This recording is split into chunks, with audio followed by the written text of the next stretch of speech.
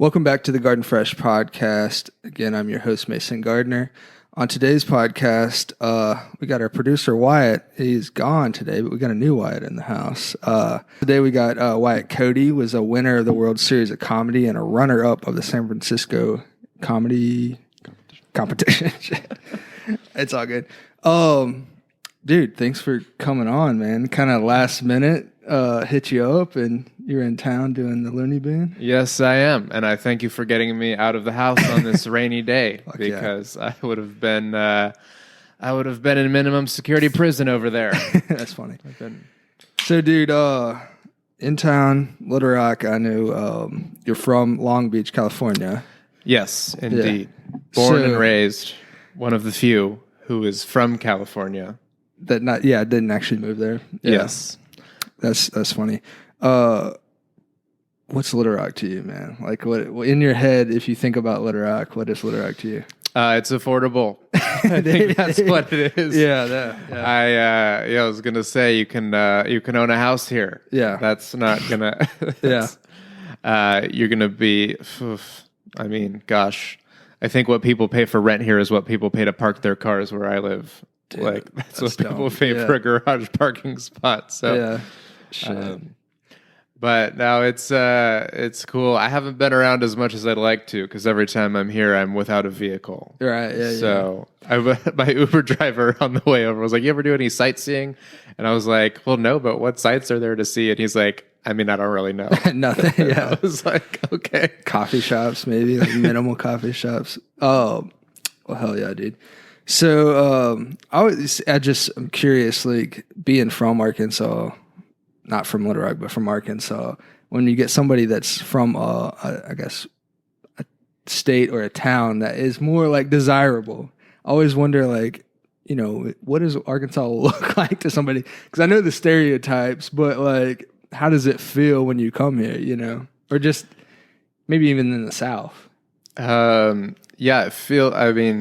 God, it's just like an incredibly different lifestyle and culture and everything from home. And I don't know, it would be tough for me to imagine living here. But then I think it's also tough for people from here to imagine living where I live. Because where I live, a lot of people describe, a lot of people from like, I'm as a comedian have friends all over the country. Right, so my friends from smaller towns or less eventful areas, they get very overwhelmed by the city. They don't like it because it's traffic and line, just a lot going on. I have a lot of friends who have come out from smaller towns and they don't even know how to parallel park, right? Because they've never had to like fit between two cars before, and so they hate it. And it's just like this. I mean, the same thing is with me. Like, I just went to New York for the first time since my childhood in May, and I was like, oh, this is just way too much going on. Like, I don't want this. And I was like, so.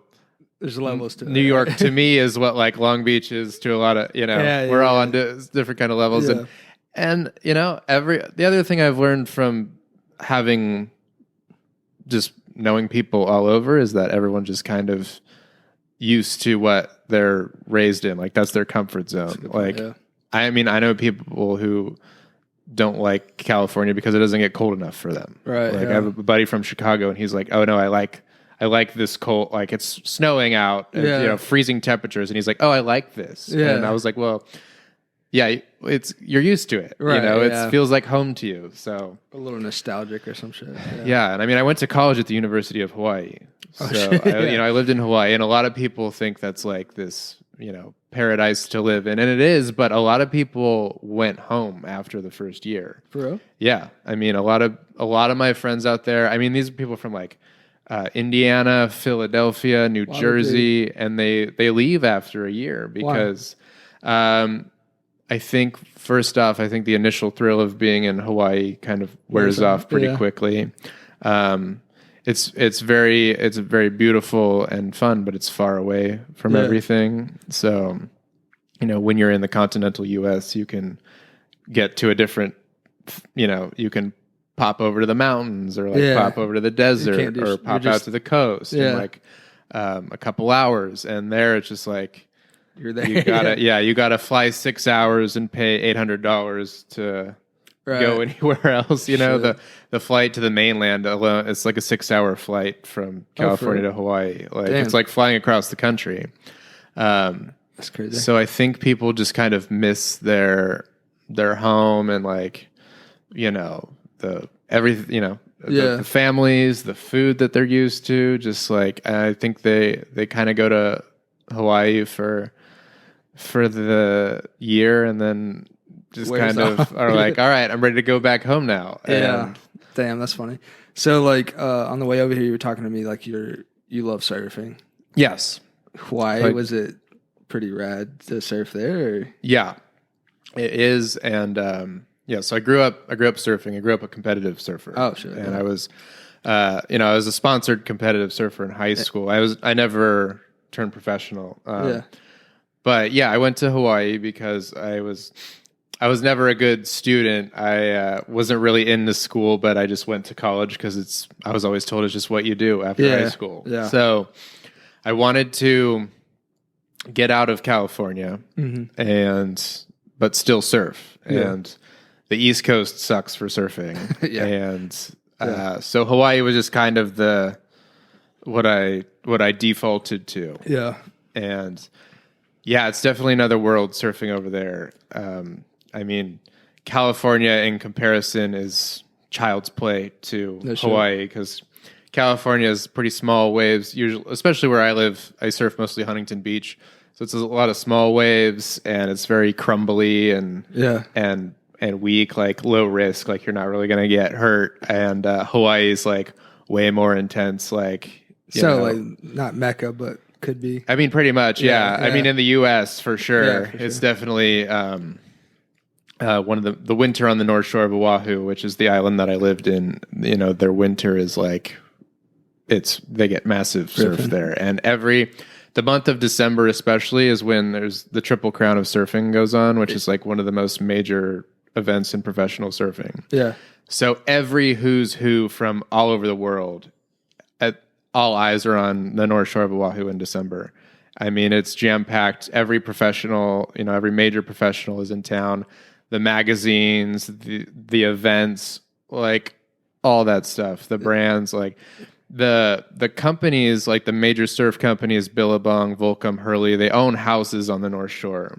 Yeah. Like huge houses, like with like 10 rooms where they house the surfers. They house the team riders. That's fortune For the events. Yeah, that's cool. So, it's a zoo up there in the winter. I mean, the traffic, it's impossible to get a wave. Damn.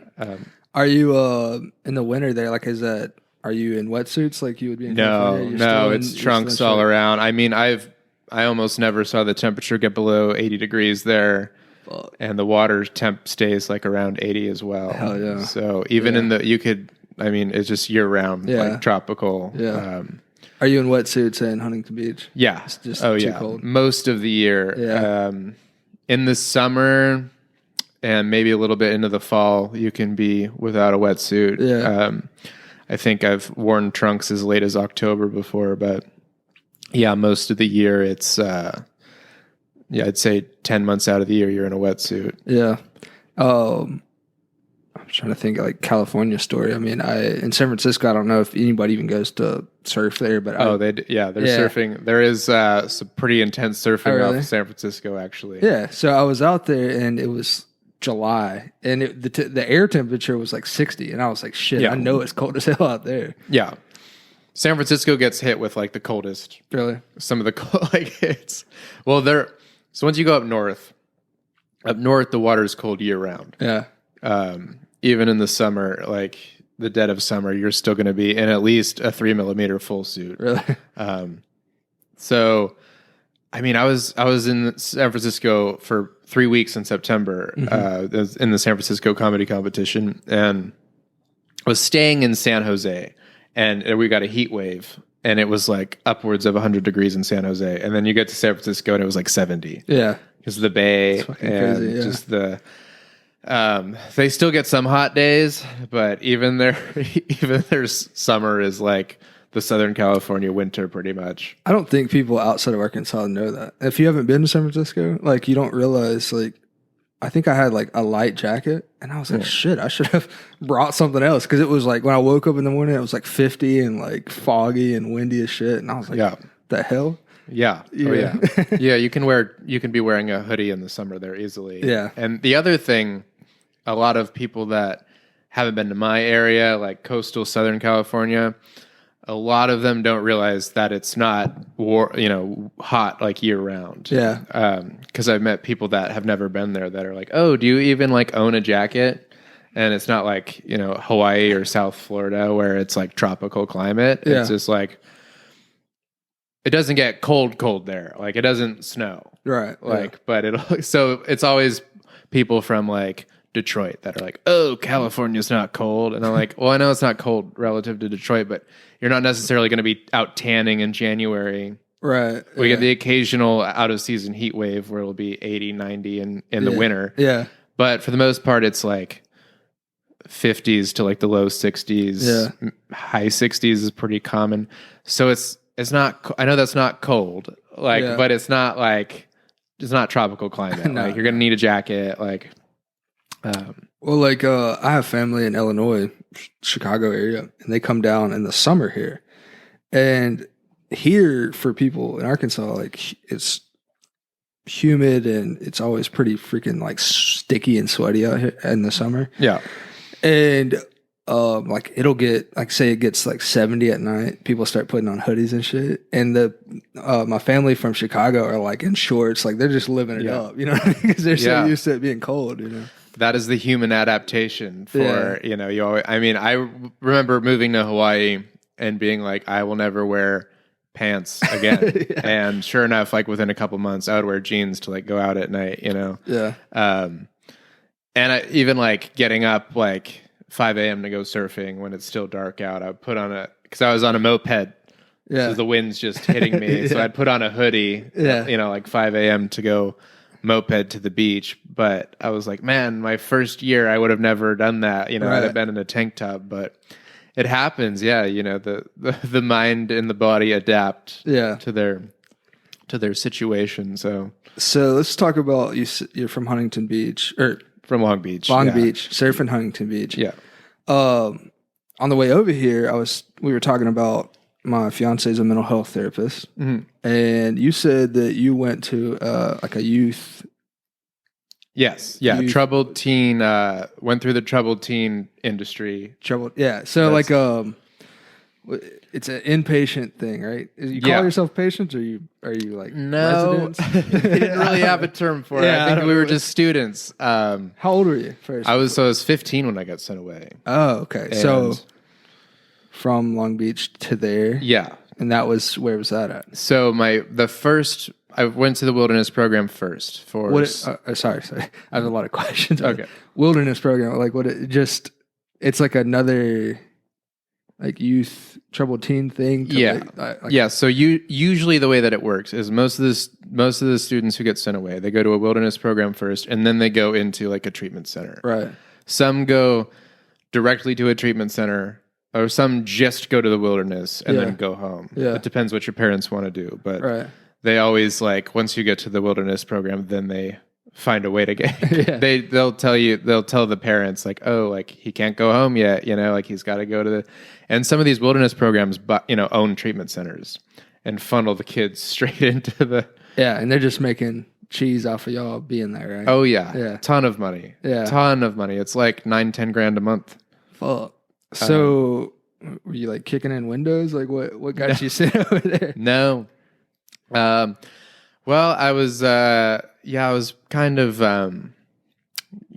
growing up a very good kid. And then when I got into my teens, I started to really struggle with school. Yeah. And, so my parents were, of course, not too fond of that. And then, I started like smoking pot and drinking and, pretty not uncommon youth stuff, sneaking out of the house, whatever. Yeah. But I just kind of got a little out of control at I got to the point where I had nothing to lose anymore. So I just kind of, I just kind of did whatever. And then, I didn't do any like hard drugs or any wasn't never arrested for anything. Right, and I was still like a nice kid. I was nice to my teacher. I didn't get along with my parents at the time, but I was still nice to my teachers at school. I never had any,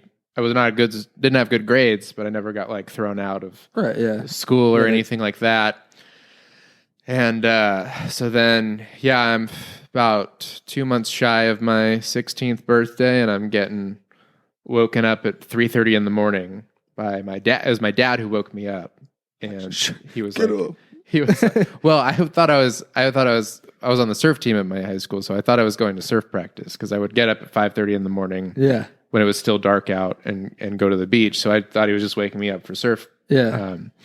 And then he was like, starts talking to me, and he's like, there's these men here who are like, they're here to talk to you. And were you just confused as shit? Well, I knew what was going on. Oh yeah, because I had seen it. I'd seen it on the TV show Desperate Housewives. Did you ever? I don't know if you ever watched that show. Believe it or not, my family watched it. I watched it with my mom. I would watch it with my family. Every Sunday, and so. Did they get the idea from what's up? Did they get the idea from the show? No, I mean, it's total thing. Like I'd seen it on the show. I didn't really know it. I didn't know it was a thing really. But you remember Brie Vandekamp? She sends Andrew away that way. Okay. But she sends him away because he's gay. So she wakes him up in the middle. It was very similar to what happened to me. She wakes him up in the middle of the night, and she's like, "You have to go away." And he's like, "I'm not going." And these two men walk in. And she's like, I'm afraid you don't have a choice. So that's what happened to me, essentially. Those guys came in. I knew right then that they weren't just here to talk. Right. I was like, they don't need to do that at 3:30 in the morning. Yeah. So I knew what was going on. I asked if I could make a phone call, and they said no. And so my parents had a bag packed. And it was just full of like whatever stuff a few things that I needed. The camp was supplying most of my belongings. Okay. They had like some underwear. It's the only thing clothing I was allowed to bring from home was underwear. Like my glasses, contact lenses, and I don't know, then letters from my parents and just some basic necessities. And so they took me to the airport to LAX, and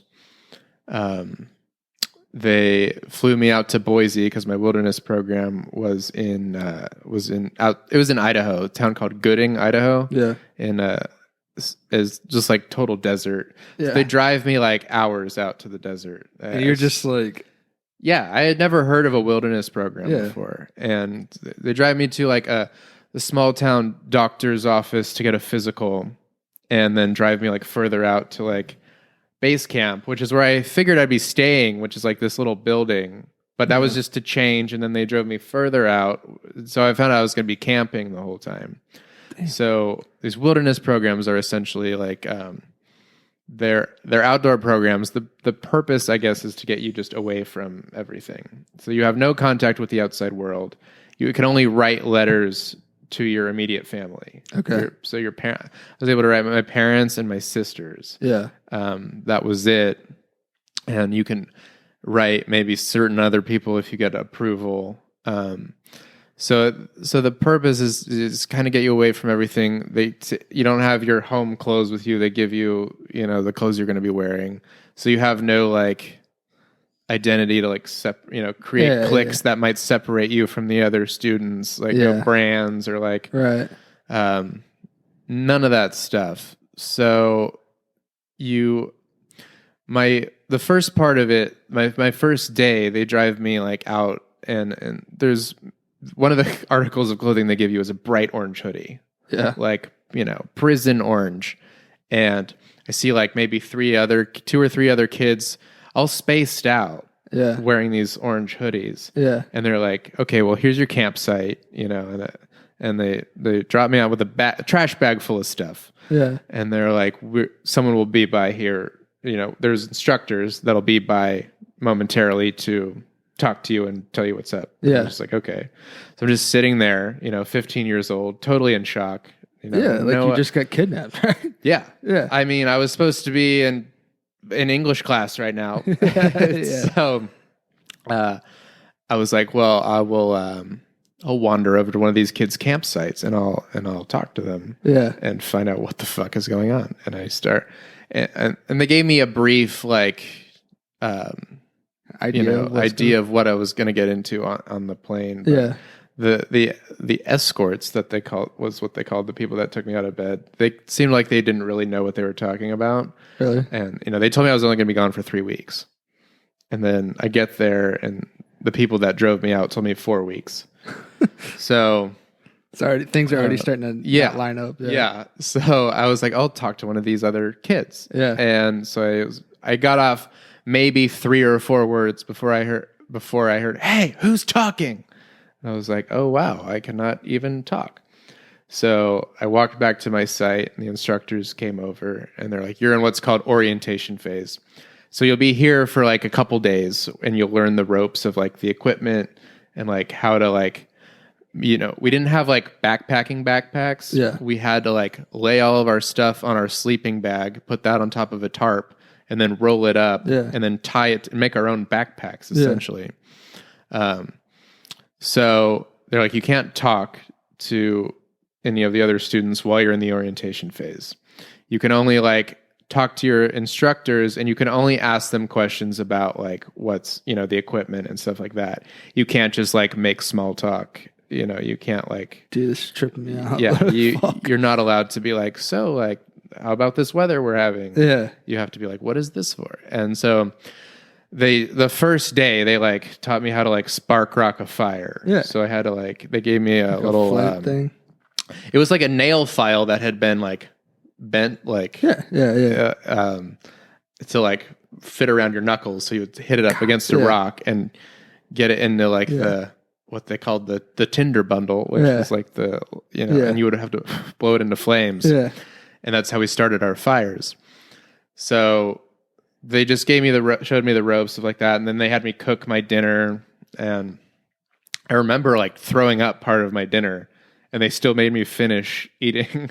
Was it nasty or is it just, I think I just really didn't, it was both. Yeah. It was not only was it nasty, I just really didn't want to eat. Yeah. I had no appetite.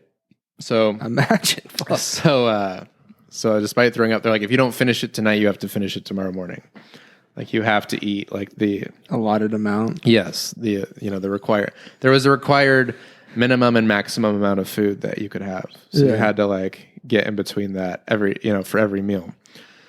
So I was there that evening and then the next day, the full day.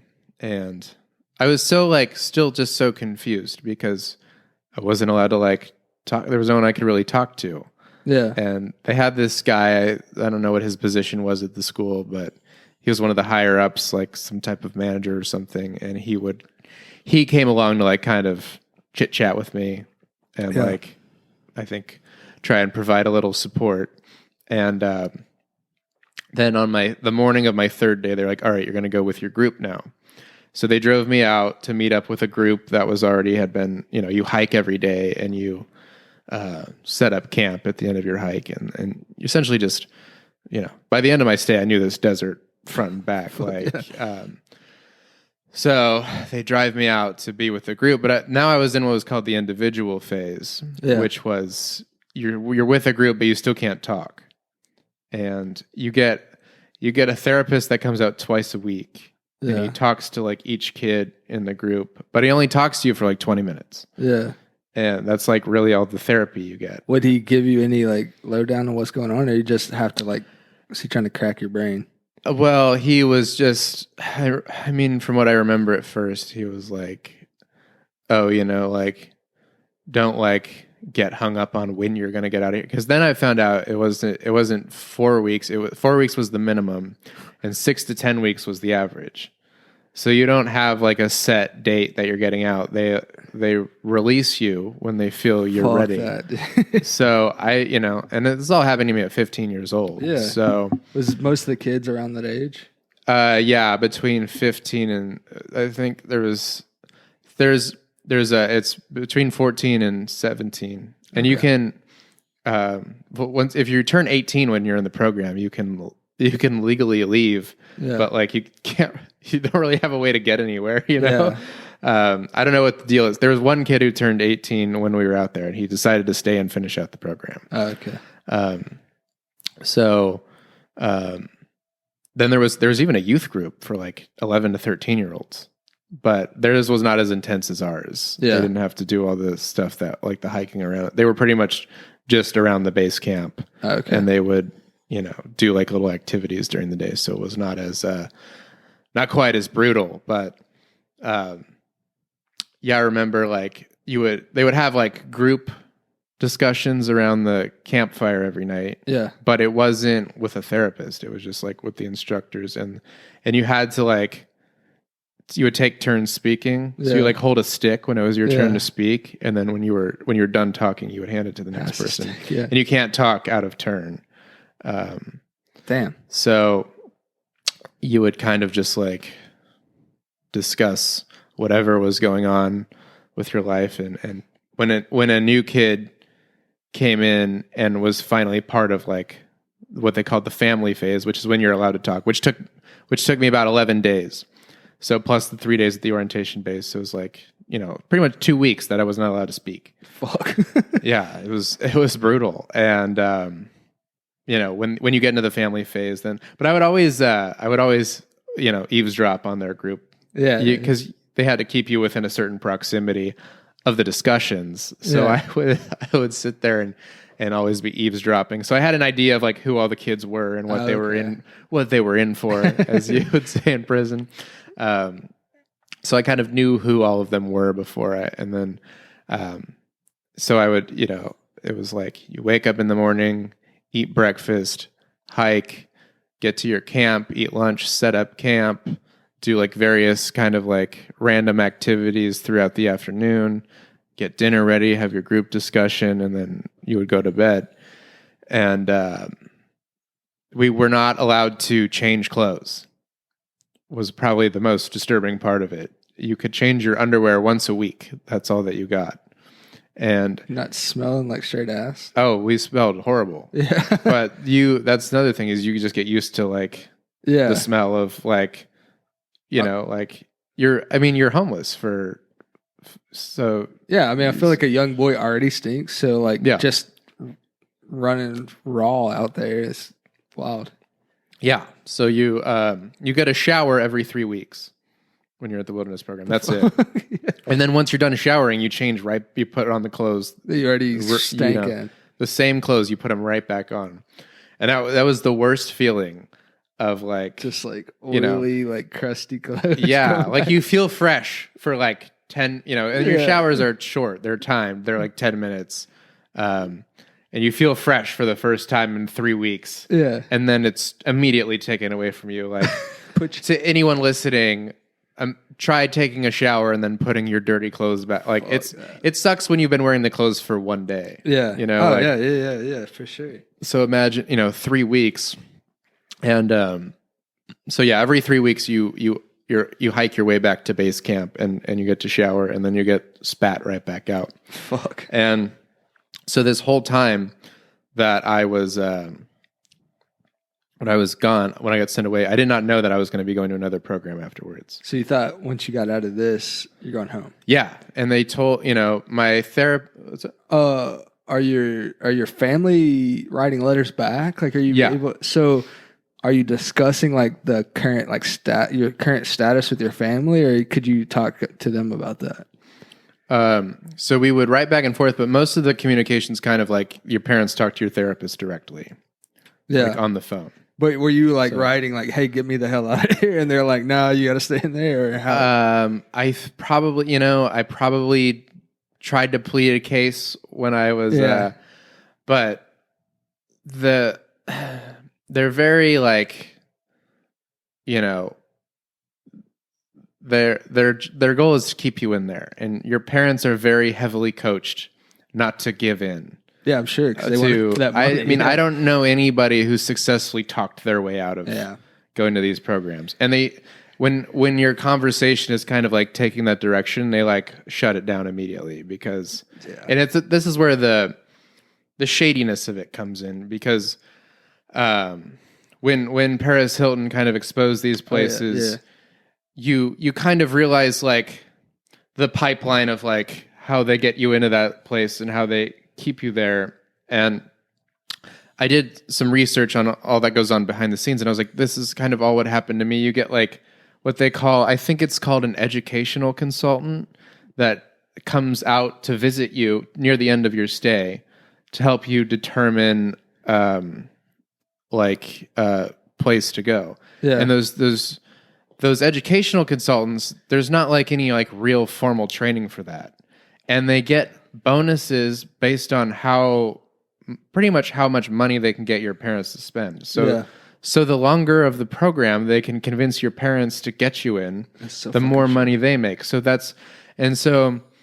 my parents were, probably their ideal targets, because the thing about my parents was that they would take people's advice who had a profit motive like way too, they wouldn't go and like get second opinions. They would just like be like, oh, whatever you recommend. And I was like, of course they're going to recommend I stay. They're charging you $300 a day for me to be in here.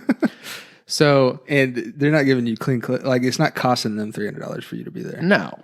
It's like, that was $300 a day for my treatment center. Yeah. Like, I don't know what my wilderness costs, but it's probably around the same. Yeah. So, in fact, doing the math, I think it was even more.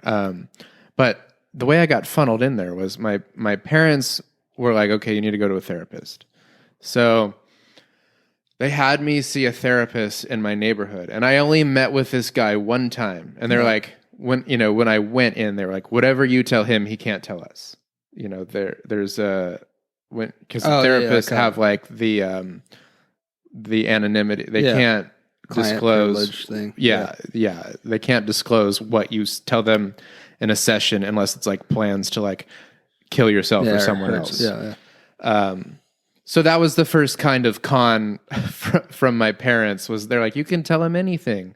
And so he didn't tell them what I told him, but he did tell them that that I should go to this program. But the thing is, then I found out I didn't confirm it with this therapist, but I found out from multiple other students that their therapists were getting kickbacks from the wilderness programs. They would get money if they could get a kid in there. So I'm like, everything that led me into these programs, someone stood to profit. Yeah. And I think I told you on the drive over, like my treatment center that I went to after the wilderness program, it was owned by a different wilderness program. Yeah. So the wilderness program buys a school and funnels the kids right into the school, which, for a business standpoint, I guess is a good idea, but from like ethically, like that's, and shady as fuck. So I kind of like, the thing is, my parents now regret sending me away. Do they? They're like, we realized it was the wrong decision. Like, and it was kind of just a tough thing to come to terms with, because it was such a miserable year of my life. Like, I spent every day just waiting to, get out. I mean, God, when I was 3.5, maybe 4 weeks into my wilderness program, when I found out I was going somewhere else after, and like, oh my God, I cried endlessly for like days, dude, because I thought I was about to be home in a few weeks. Yeah, you were getting. But then they're like, oh no, someone convinced them that. And the thing was that I kept getting lied to about how long I was going to be gone. When the guys who took me said, they said, you won't be gone for months or years. It'll be it'll be weeks. Like, so I'm thinking, okay, I'll be home before my 16th birthday. So they first told me, all right, it's a 3-week program. Then I was told 4 weeks. Then it was 6 to 10 weeks. And then it was, when you get out of here, you're going to be gone for the summer for like 3 more months. Yeah. And then they're like, it'll probably be 6 months. And I get to my treatment center and they're like, it's 9 to 12 months. Fuck. So like I get to, I finished my wilderness in 7 weeks, which is towards the 6 to 10 week average. So it's towards the low end of the average. And on the final, everyone leaves on the same day of the week if they're leaving that week. So they take all the kids that are leaving that week from the various groups, and they put you in like a solo, what they call the solo. So you essentially go to this big field with like waist high grass, and you like stomp down a little campsite. Yeah. And you're all like, you can all see each other. You're probably like 50 to 100 yards away from each other. Yeah. But you can't like go visit each other. So you pretty much just sit there alone for a couple of days. And it sounds boring, but I was so excited to be out of there that I was like actually quite enjoying myself. Yeah. So then on the final day, their parents come out and they spend the night out in the field with you. Yeah. And the other thing is that you're like so heavily brainwashed into believing that you deserve to be in these programs. Because you're a teenager. Like, you don't think about profit motive and of course not, all that's going into it at the time. So it's like that. So you're like, people are like, oh, are they pissed at their parents when they show up? And it's like, no, everyone's like really fucking happy to see their parents. Yeah. Is it like almost, what do you call it, like Stockholm syndrome, where you start like Yes. liking the... That is probably exactly how I would describe it. Yeah. Because the other thing is that you become so desperate to get out of there that you totally conform to like whatever their I'll do rules whatever are. you need me to do. Yeah. Because that was how your if you gave any pushback, they would threaten you with, you have to spend more time here. Yeah. And nobody was going to do that. So Yeah. they have you like very like conditioned to, it's like North Korea or something. Yeah. Like, so you're heavily conditioned to like, just like liking that, Go yeah, along with exactly. it, yeah. What happens is and kids will start like taking the instructor's sides and like going against the other kids if the kids are they basically become the instructor's pets, Right. Exactly. Stockholm syndrome. Then. Yeah. My thing was, I was just very like uninvolved in, if I saw something going on, I just turned my head on it. I just pretended I didn't see it. And and you get to my treatment center, and it was kind of the same way. Like, you would get like rewarded for like telling on people. Right. And I'm like, why are we so heavily rewarded for snitching? And it's like, because if I get you in trouble and they find a way to keep you in the program for another month, they just made another 10 grand off of me telling on so you. it's and I almost get like a rewarded profit. with a milkshake or something, Yeah. So it's quite a deal for them. And so my last day, my parents came out. They spend the night with me, and I get to shower and put on the clothes I was sent away in. Yeah. And they drove me down to Utah. And I remember the two things that I really wanted to do when you're out in the wilderness and you're stripped of all of your freedoms, basically. The two things that I missed the most were, one, food. Yeah. Like just eating like whatever, Cheeseburger. burgers, Yeah. candy, just normal food, because we ate the same thing every day for 7 weeks. So it drives you crazy. The other thing was I didn't have any music. So 7 weeks without hearing a song. Yeah, especially a teenager like that. Yeah. That's... And I think I asked my parents to bring my iPod. This was Really? back when we had iPod Nanos. Yeah. Or minis. And that's what I was like, bring that so I can listen to music.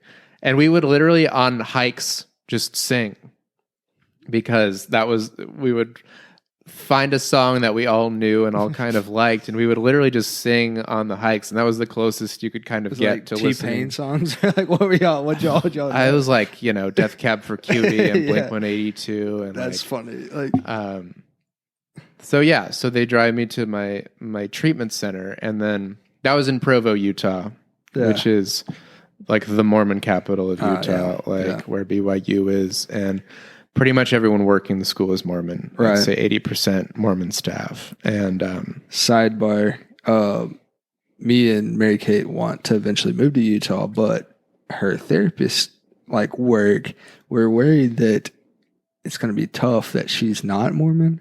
And a lot of people will want their children to see Mormon therapists. You know what I mean? Like, if we're in Salt Lake, I know Salt Lake is not fully Mormon, but if we're anywhere else in Utah, we're like, is she gonna are they going to want a Mormon therapist to see their kid? You know? Yeah. So that's one thing we are like we're aware of, that people are kind of like sticklers about that. Yeah. It's, would be tough for me to know because I'm not Mormon. No, so I know. Being I, in Provo. But yeah, that is interesting. Like, I wish I could tell you. I just know Provo is like, I mean, isn't that where BYU's at? Yeah. Like it's like, it's like the capital of Mormonism. Yeah. Oh yeah. Yeah. Anyway, sorry. And it's where, Provo Canyon School, the Paris Hilton, which was notoriously the worst of the treatment. As I told you on the drive over here, notoriously the worst. So my treatment center was, on the scale of treatment centers, it was pretty lax because that's another thing, is they tell you, like, if you're really well behaved in wilderness, the more lax of a treatment center you'll get to go to afterwards. If you're still, given it hell in wilderness, then when you go to your treatment center, you're going to go to a worse one. Yeah. So it's all kind of like their ways of like controlling your behavior, so you don't give them any pushback. So yeah, I get to Provo, get to my school, and the school is like an old retirement home. That's what it used to be. Yeah. And it's essentially like the shape. It was like a square courtyard in the middle of the square, and then 2 dorms that extended off of it. And there was like, I think the max they could hold was like 60 kids. And there was usually about 40 there at any given time, people constantly coming and going. And mine was one of the few that was co-ed. So most of them, I think to date, it's the only one I've ever heard of that was co-ed. Yeah. And that's why I chose it. My parents toured a few schools. Yeah. And let me choose. And I was like, I'm choosing this one because there's going to be girls there. Right. And you couldn't interact with the girls like privately. You had to be, you could only interact with them in common areas. Right. And you weren't allowed to touch each other. Yeah. Couldn't even like give a hug. So, in fact, you couldn't even sit too close to each other on the couch. Yeah. Like you'd have to be spaced out like you and I are right now. And leave space for Jesus, right? Yes, precisely. And so the school is like had this kind of level system of like trust. So you would kind of work your way up the levels. Yeah.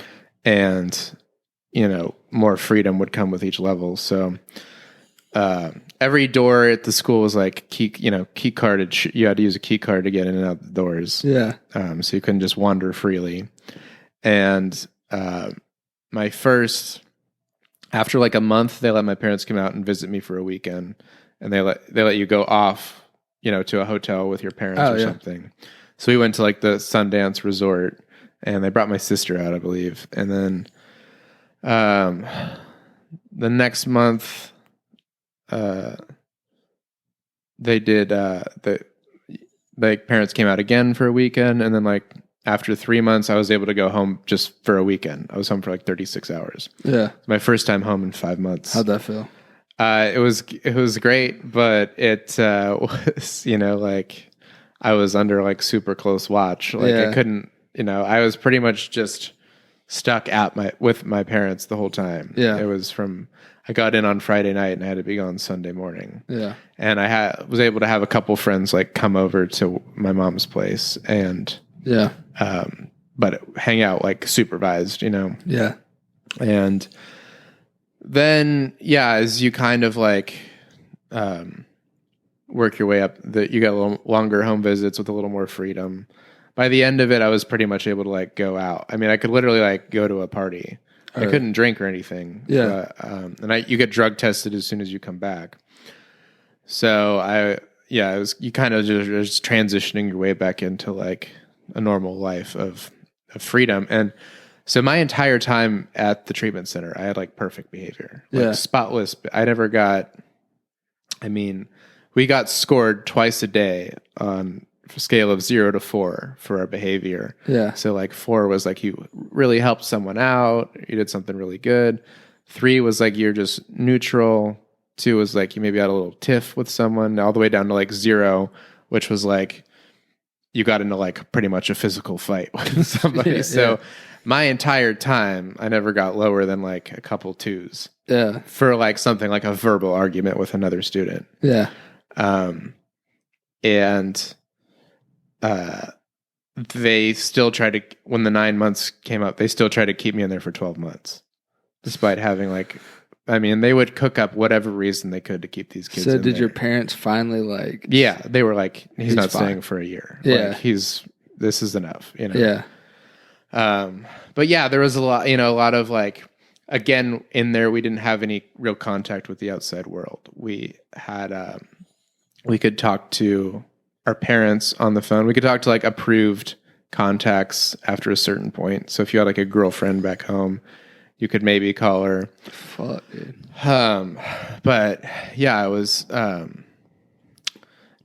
So that's when Facebook first came around. Yeah. I had started my Facebook, like, I think matter of days before I got sent away. And, you know, MySpace was still in. Yeah. And I remember like logging into they took us to a public library one time and I was able to get onto my MySpace. Yeah. And so I I was on it for like 5 minutes and checked my messages really quick. And I had like just a bunch of like, where the hell did you go? What messages. Yeah. And so yeah, the school is like, you know, you pretty much wake up and eat breakfast, go to the gym. You take classes in the afternoon because the teachers are like local high school teachers that come to the school after school gets out. Yeah. And they teach for an extra like few hours. So yeah, you do like your activities and your therapy stuff all during the day. Yeah. And then you go to school, dinner, study hall, and then you like watch TV for the last like couple hours or something. Fuck. And you get to do, you know, there is some fun. Like if you skateboarded, like they would take us to the skate park a couple 3 times a week in place of the gym. Oh, okay. And you could snowboard like once or twice a week in the wintertime. Huh. So that was like cool. Comparing your treatment center to the wilderness thing, like it was. Yeah. It was way better. Yeah.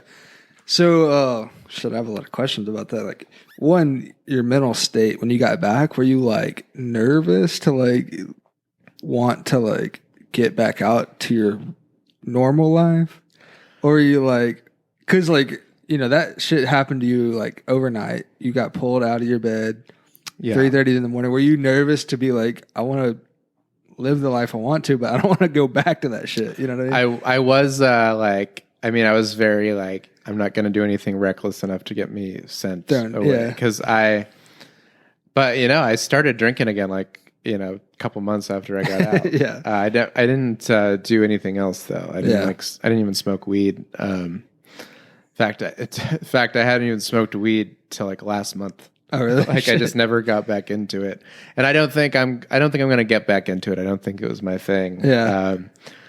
But yeah, I was. I had, you know, transition. I was pretty much transitioning back in with home visits. Like I was home like several, you know, like probably 5 days a month for the last few months. And well, my parents actually moved me from Long Beach to Laguna Beach when I got out. Yeah. So, which is like 45 minutes south of me. To get you away from like friends and stuff? Yeah, to get me to like they wanted me to like find a new friends group. Yeah. So I was mostly nervous about that, being the new kid at a high school. 16-year-old, yeah. Ironically enough, 2 of the people that I was sent away with were from Laguna Beach. So one from the wilderness program, one from the school. Yeah. Also, when I got to the school, a girl that I went to elementary school with was already there. That's funny. Like, smallest world. So another girl from another one of my childhood friends. And I was like, are you Maddie? And she was like, yeah. I was like, my God, it's Wyatt from Naples. That's funny. She was like, you're kidding me. So, yeah, I was mostly just nervous about starting a new school. And, you know, by the time I get back, I was like almost 17. So I was like, shit. They're probably not going to send me again. But there were people that at both of my programs that was their second go around getting sent away. Hell no. Yeah. So you said your parents now regret it. Was there like some animosity towards them when you got back, or were you still in that kind of like brainwashed state? Yeah, not when I got back. I was in the brainwashed state for a long time. Really? Because you're just so heavily conditioned to just believe that everyone who's in there deserves to be in there. Yeah. And if someone even like says like, I remember a lot of times hearing like when people would be like, oh, well, I don't, and then other students would be like, well, you're here, you know, like, and it's like, that doesn't mean they deserve. I mean, I knew people that were just in there for talking back to their parents. I was about to ask you, like, do you think, like, what would have, first of all, do you think that was overkill to send you there? Second of all, right. Second of all, what would have been the appropriate thing? Just like maybe therapy or like, you know, like a extracurricular program? Like what would have been an appropriate thing to like, if you know, thought like, hey, I should have done this instead of the extreme, you know? I honestly think the appropriate thing, which is what I would tell a lot of parents of teenagers, is to just wait it out. Right. Because a lot of that stuff is just phases. Yeah, exactly. And, you know, it's like my sister, my half sister, her daughters are teenagers, and they would go through these random little phases. She's like, oh, like, how do I get my daughter to stop calling me by my first name? Because my niece would always call her Miranda instead of mom. Yeah. And I was like, she's just doing it to get a rise out of you. Yeah. So just ignore it. Just don't do it. Just respond like anyone said it. Yeah. And I bet within a month she'll stop doing it. Yeah. And of course she stopped doing it. Right. I get that what I did was a little more serious than calling my mother by her first name.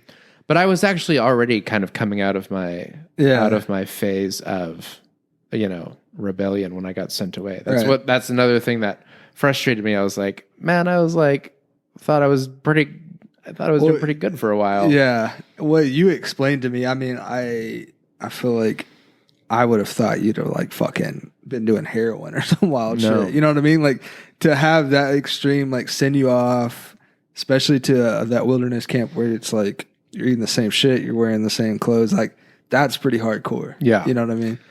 Yeah, and that's the thing. There were kids in my programs that were doing stuff like that, you know, and I get that, but like there was no like criteria for like getting sent there. They just wanted bodies. They would take whoever's parents wanted to send them there. And I mean, there were kids there that did a lot less than I did too. Like there were kids in there who never did drugs at all. Yeah. There were ones who were just like, oh, I'm in here for like depression. And I'm like, wow. So they sent you to a way more depressing place. Yeah. Like, welcome to depression, actually. Yeah. And I mean, one of my good friends, I'm still friends with her to this day. She was one of those that I was never really like clear on why she got sent there. She never really had like a straight answer. And finally she kind of like, when the Paris Hilton came forward and exposed all these places, and a lot of other students from the industry told their stories, she like released the reports, and it was like, oh, I was like, oh, she didn't do anything really. Like she just fought with her parents a lot. And that landed her in like, she was gone. She was away for longer than I was. Fuck. So what? So Paris Hilton was exposing like how fucked up these places are. Like, what was she like? What was her goal?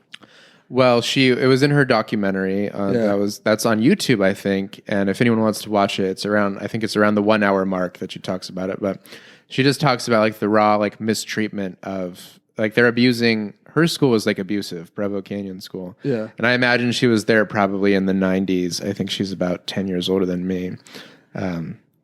So her school would like put her in solitary confinement and like force medications on her. What the fuck was she doing? And I don't know. She's probably just another person in that teen angst phase. Yeah. That, you know, a lot of us go through. Yeah.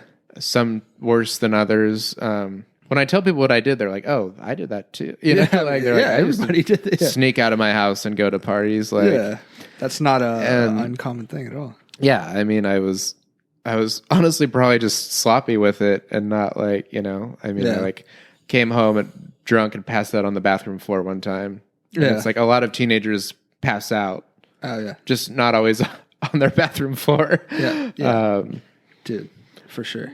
So she kind of, you know, and a lot of a lot of other people from like more abusive programs than mine would, just kind of started telling their stories and coming forth with this. There was a hashtag called like breaking code silence. And, honestly, I'm not exactly sure what that stands for. I think it was, means you were supposed to like, probably something from the treatment centers where you're supposed to like not speak.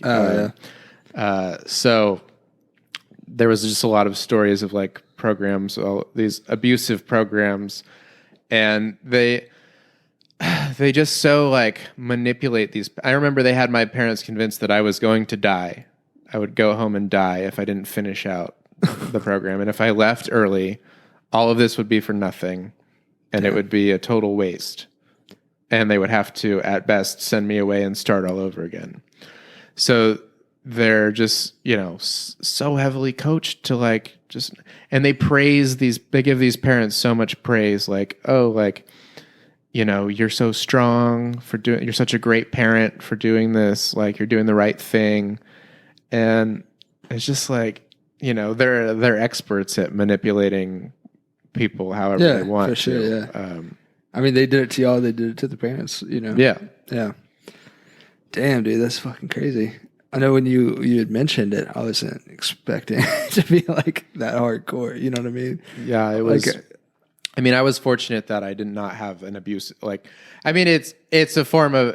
It wasn't directly abusive, but it was manipulative. Like I would say it's abusive. Yeah, it wasn't physically abusive, at least. But when I started talking about it on like Facebook and stuff, and I'm actually Facebook friends still with a lot of the staff that worked. Yeah, the lower staff, not the administration and the therapists, but the staff that was like, a lot of them were like college age, the ones that were kind of just hired to generally supervise us, and a lot of them came forward with like the shadiness of the program and how they were kind of trained to like, just not trust the kids at all. Yeah, like, if you were sick and you needed to go to like see a doctor, a lot were accused of like faking it. We also got like blanket punishments, meaning that like if one or two kids on the dorm fucked up, we all got in trouble for it. Yeah, because they want us to like hold each other accountable, is what they say. But one of the instances was that, so we didn't have doors on our rooms. Like you can't be in there with the door shut. So one night, a couple of the kids were fucking around, running from room to room, just like, fucking around after hours. And so they got caught doing that. So they put motion lights in the hallways. Yeah. That would turn on every time someone, and the night staff is walking up and down the hall through the night. So when those lights come on, all of our rooms light up too, because we don't have doors. Yeah. So, for like over a month, probably, we were sleeping pretty much under light, like with fluorescent lights just overhead, randomly pop on, flipping on throughout the night, with kicking on with the night staff walking around too, right? Yeah. So, and that was just because two kids were, and they were like, "Oh, well, you didn't like." I was like, "How are we supposed to report that? Yeah. Like, how am I supposed to report to the staff that someone is running from room to room?" Yeah. They weren't even doing anything. They were just like tickling people in bed. Like, they were just fucking with people. Kid shit. Yeah. Yeah. And so we all for months had to sleep under light. And I was like, it's one of those things you don't think about as a teenager, but I'm looking back like, how is a lot of this humane? Like making us sleep with the lights on, making us, not letting us change clothes. Like, dude, it's that Stanford like prisoner experiment type shit where it's like, if there is somebody that is in charge of somebody else, there's most likely going to be some fuckery. Like, you know what I'm saying? Like, if there's a college age student that thinks that they are in charge of the kid, there's going to be like some unethical shit go on. Yeah. You know what I'm saying? It's like a human thing. Yeah. Yeah. And that, and then when in the history of time has there been a story about an adult's like, with the Catholic like priest shit, like there's so many stories where it's like kids being like in a group, and then the higher ups are taking advantage of them. Maybe not sexually, but you know what I'm saying? Like it's just never seems like it works out well, you know? Mm-hmm. I don't know. Yeah. That's what they do. And they have the whole system of ratting people out. Yeah. And, I mean, like I said, but I would see like, male and female students, like kind of like, I knew they were like sneaking around, like kind of hooking up or whatever. And like, I mean, one of my buddies snuck his phone in there somehow. Yeah.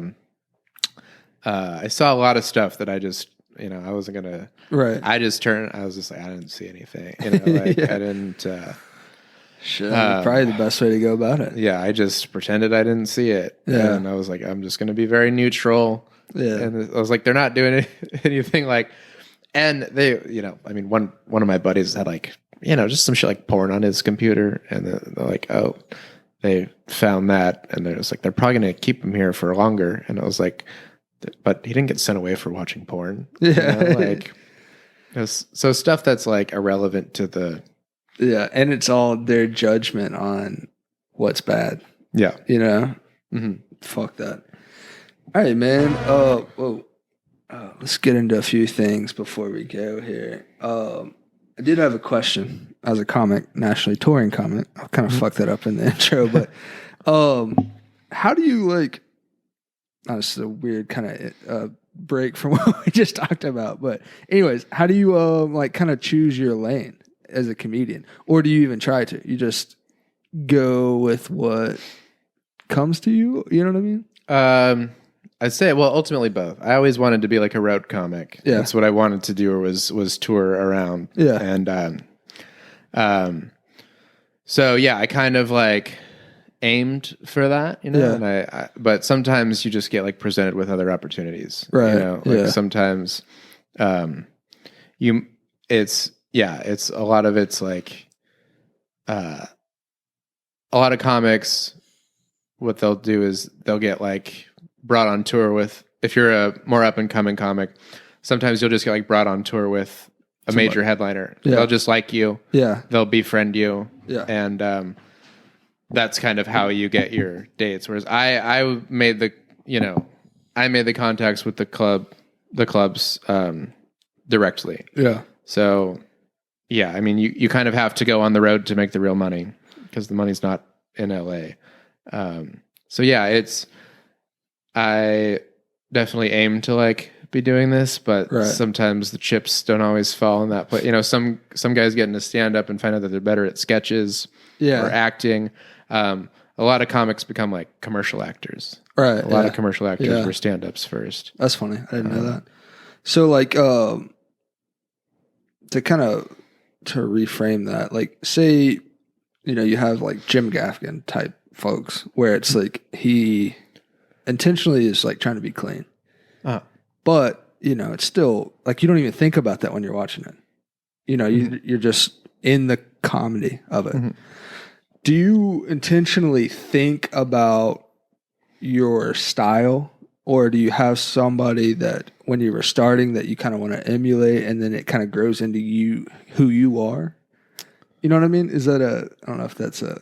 Yeah, I think when I started, there was a lot of. I mean, that's kind of how you start, is just kind of like, dare I say, mimicking other people's style. So I kind of like tried like a lot of different sort of styles and cadences, and then over time you develop your own voice, thing, But it's like they say, like how musicians learn music by playing other people's songs first. Right. And I, when I was a teenager, I used to go quote Dane Cook. Right. So obviously you can't do that at a show. You have to use your own material. Yeah.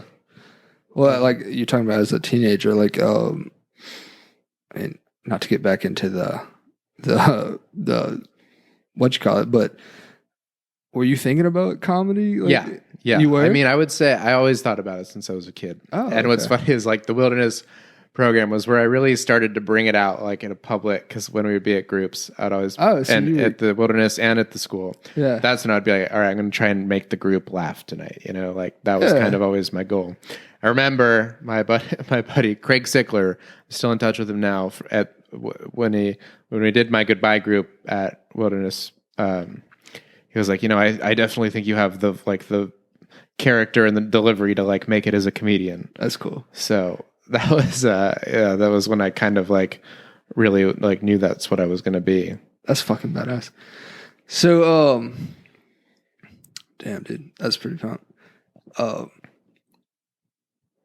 I always wonder, just like how people's brains, how they click, you know what I mean? And I always wonder about like what makes you like realize like, all right, this is it. You know what I mean? I guess passing that stick around was your first little, like, you have the stage, you know what I mean? Yeah. Like, that's cool. Yeah. That's cool. Oh yeah. So, I have a few, things to get into before we get out of here. I know we're already over time, but, you haven't seen anything about this shit with the Liver King?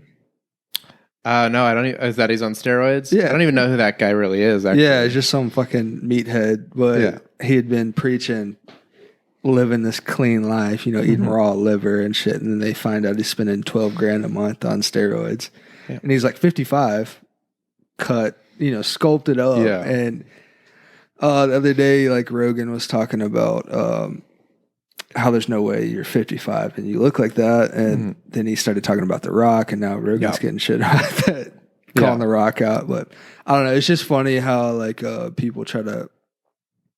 The guy who probably would have got famous even if he'd have said he was taking steroids. You know what I mean? He just being a goofy dude. But then you lie to everybody, and you're gonna get. Nobody's going to take you seriously after that. Yeah. I don't know. It's also bold calling out The Rock because everybody loves The Rock. Exactly, So. Yeah. But it seemed like Rogan and this other dude was so like, yeah, of course he takes steroids. But as like a layman, I don't fucking know. You know what I mean? I don't know what a big-ass dude looks like, that gets paid to work out pretty much, Yeah, and he's also been like big forever. Forever, yeah. So it's like, it's not like he was my size and then just blew up one day. Like, so yeah, I really don't. I've heard of other, people say like, oh, he's definitely on steroids, but I don't know. I'm not in. Wouldn't know. I don't know. That's just the topic du jour of late, so I didn't know if you thought about that. It's tough to say. All right, so I saw this thing. Texas bill would ban social media for children under 18. Oh, I like that. What do you think about that? Surprised the state of freedom is. Yeah, that's a good point. What do you think about that? Well, I mean, how would you have to prove your age? Like, would you have to submit an ID? Yeah, I feel like there'd be a tough way to go about it because kids are going to like sneak around. They're going to like figure out a way. If they ban Instagram, the kids are going to find something else to talk to each other on. I was going to say there'd be 3 TikTokers left if they ban teenagers. If they ban people under 18. I mean, but like, just think about like, I wonder what their like idea is. It's just kind of ruining the brains of kids. Like what? I mean, how long we've had Facebook for? Social media has been a part of our life now for a long time. I remember getting Facebook at 15 and having to lie about my age, but there's no like verification. They didn't like, check an ID. You just type in your birthday. I was born in 77. Yeah, Yeah. No, I don't know if it'll pass because it seems like a rights thing, but it's just crazy to think that we've gotten to a point where people are like, this is ruining our kids, These kids are dancing at freaking Colton's right now or Texas Roadhouse. The ones with the kids, the TikTok multimillionaire kids that bought their parents their Teslas and their parents are like, no. Yeah.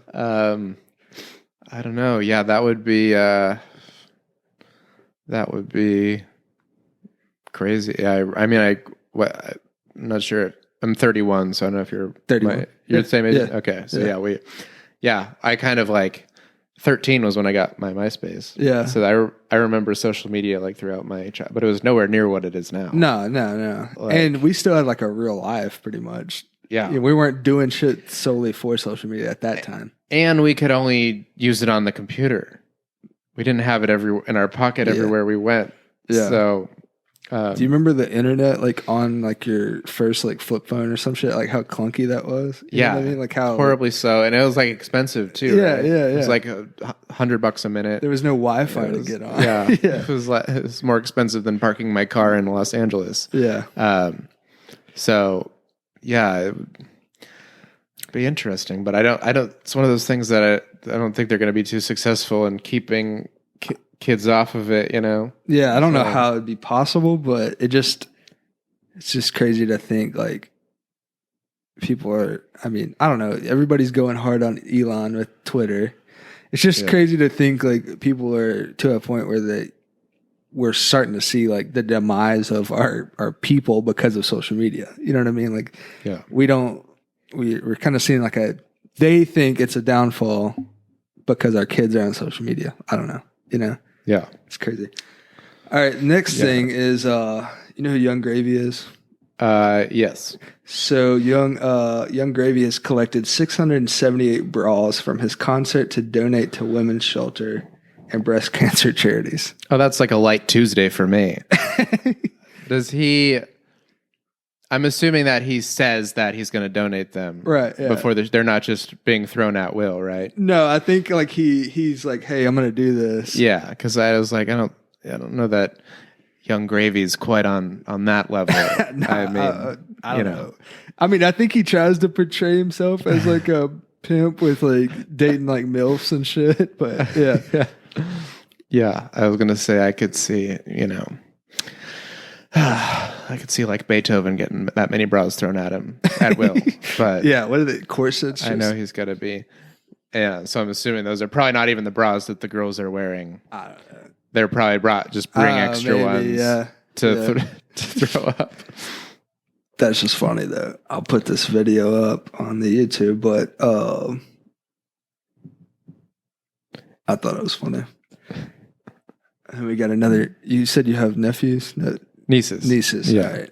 Here's this. This might be a little loud. I tried to turn it down, but.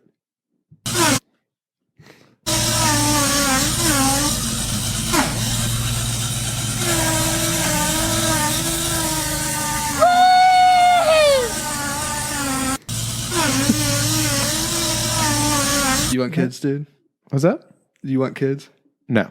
Me? Do you? Yeah, I don't know. I don't think so, man. We were like going back and forth, and now it's like this world's fucking wild as shit. And it's like, do you really want another little squirt like introduced to this crazy shit? Yeah, so I have a new bit I'm working on about how expensive kids are. And I'm like, it's the average cost to raise a child is $300,000. So from you know, like to 18. If you're gonna if you're gonna have one, you better start an OnlyFans because like that's like a Lamborghini right there. Yeah. So people with two kids is like walking around with two Lamborghinis. They're trying to flex. That's what they're doing. 100%. A friend of mine told me he's on his fourth child, and I was like, relax there, Jay-Z. Okay. It's $1.2 million. For that kind of money, you could check a bag on Spirit Airlines. Yeah. Damn. Yeah, dude. I don't know, dude. Yeah. There's enough of us as it is. Like I mean, what is the world headed toward? Even within our lifetimes, when people are like, oh, like, I don't care about the future of, like, people our age are like, I don't care about the future of the world because I don't have kids. And I'm like, well, it might not be your kids, it'd probably be us because we're only 30, so in our 30s. So we're going to be kicking around for like 50, 60 more years. Like, oh, I mean, dude, yeah.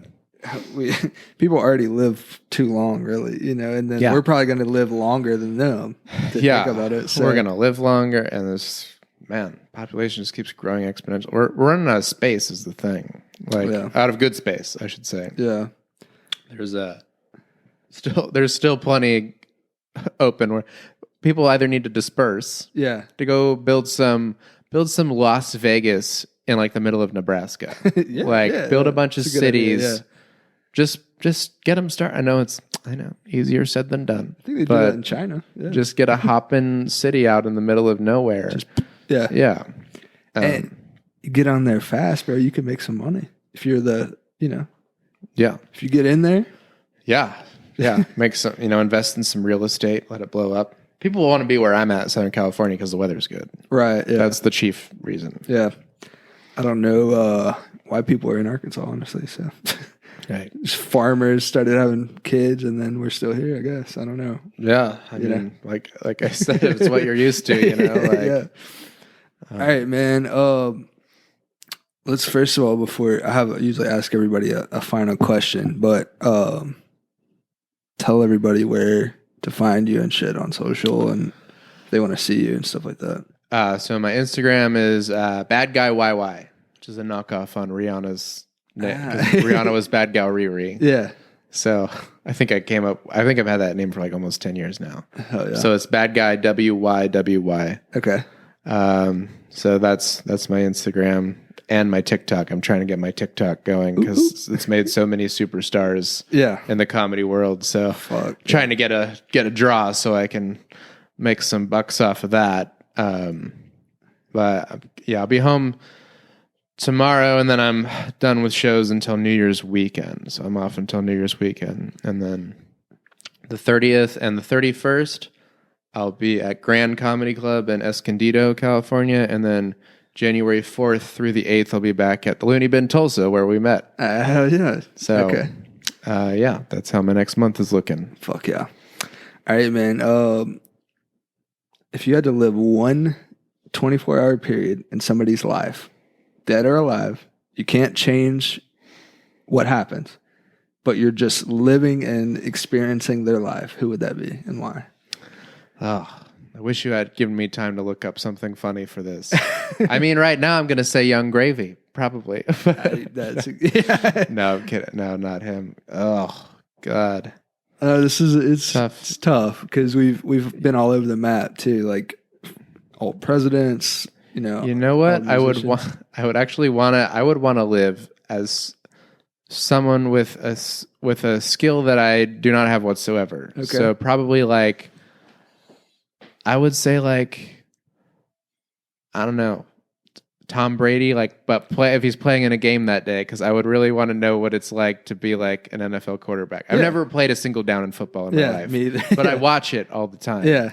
So I would really want to like, so it wouldn't be like some big shot comedian or like some pro surfer, because I already know what it's like to do those things. Yeah. So I think that's what I'd go with right now. Oh shit, I like that. Yeah. I'm going to eventually put like a compilation of everybody's answer together. So okay. I can dig that, man, because that would be a fucking wild day. Just, especially somebody like badass, like just to experience walking out the tunnel, winning a game, all that shit would be fucking crazy. And to him, it's probably such old news. Yeah. Like he's been doing it for like almost my whole life. Yeah. So he's just probably just like, oh yeah, another day at work. Yeah. It's honestly how I kind of feel about comedy now. People are like, that must be so exciting. I was like, no, it just feels like clocking in at the construction site at this point. So. Yeah. Well, that's a good thing, right? Just to nerves kind of be gone. Yeah. Yeah, no, that's the best part of it. Yeah. Not being so anxious anymore. All right, brother. Well, we're going to get out of here. Thanks again.